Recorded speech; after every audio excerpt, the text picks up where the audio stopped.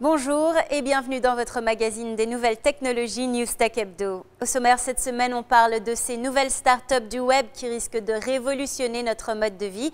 On fait un gros plan sur le dernier réseau social qui explose en ce moment, Pinterest.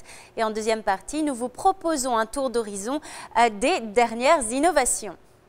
Facebook a ouvert la marche et depuis, les réseaux sociaux poussent comme des champignons sur la toile. Le petit dernier qui commence à prendre du galon s'appelle Pinterest. Comprenez épingler ce qui vous intéresse. Après 2 ans d'existence, ce réseau compte désormais 13 millions d'utilisateurs.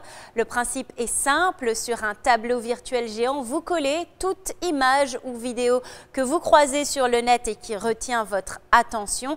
Vous obtenez en quelque sorte une mosaïque de vos centres d'intérêt que vous pouvez ensuite partager avec d'autres utilisateurs.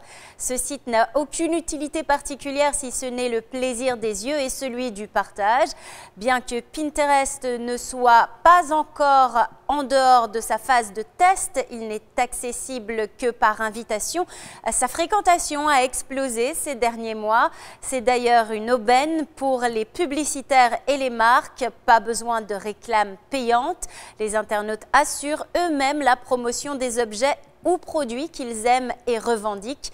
Et certains sont tellement bons VRP que les fabricants les courtisent. C'est le cas de Christine Martinez, une utilisatrice dont les conseils beauté sont suivis par des millions d'internautes sur le site.